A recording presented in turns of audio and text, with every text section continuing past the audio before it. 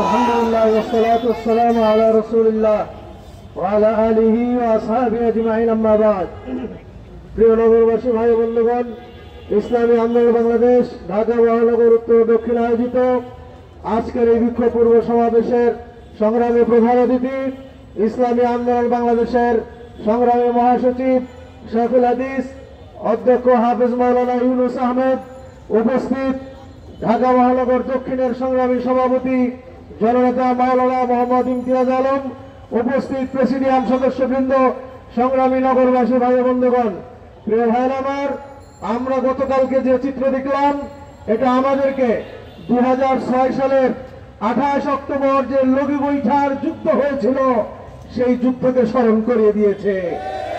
আমরা গতকালকে যা দেখেছি এটা একটা সভ্য দেশে আমরা কখনো প্রত্যাশা করি নাই।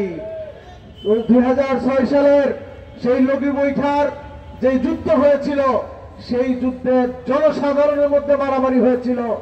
গতকালকে প্রশাসনের লোকেরা, পুলিশ এবং সেনাবাহিনীর কিছু সংখ্যক সদস্যরা তারা এভাবে সাধারণ মানুষের উপরে পিটাইতে পারে আমরা কখনো কল্পনা করি নাই। বিপি নুরুল হক নূর কোন সাধারণ মানুষ না, তিনি এই জুলাই আন্দোলনের অন্যতম একজন নায়ক। তার উপরে যেভাবে হাত তুলেছেন আমরা মনে করছি এটা একটি অশনি সংকেত। আমরা স্পষ্ট বলে দিতে চাই, সরকারকে বলতে চাই, প্রশাসনকে বলতে চাই, মনে রাখবেন আপনারা যদি একথা চিন্তা করেন, জুলাই আন্দোলন যারা করেছিল তারা বোধহয় ঘুমিয়ে গিয়েছে, তারা বোধহয় ঘরে ফিরে চলে গিয়েছে, তারা মনে হয় অন্য কোন দ্বীপে দ্বীপান্তরিত হয়েছে।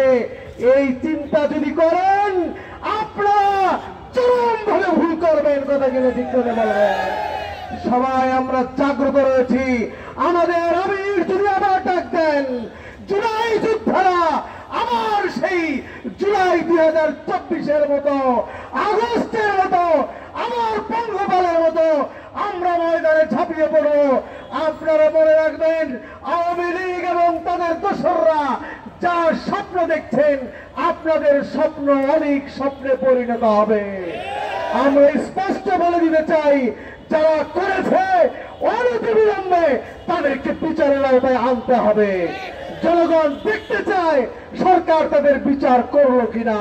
সাথে সাথে যারা ষড়যন্ত্র করছেন, আওয়ামী লীগকে ফিরিয়ে আনার চেষ্টা করছেন, তাদের সহযোগিতা করছে যে জাতীয় পার্টি, তাদেরকেও নিষিদ্ধ করতে হবে, তাদের কার্যক্রমকে নিষিদ্ধ ঘোষণা করতে হবে। বন্ধুগণ, আসুন আমরা সকলেই আগামী দিনে পিআর নির্বাচনের মাধ্যমে একটি সুন্দর বাংলাদেশ গড়বার জন্য ঐক্যবদ্ধ ভাবে আমরা অগ্রসর হই। আল্লাহ তাআলা আমাদের সহায় হন। সকলে বলেন আল্লাহুম্মা আমিন। ধন্যবাদ সকলকে।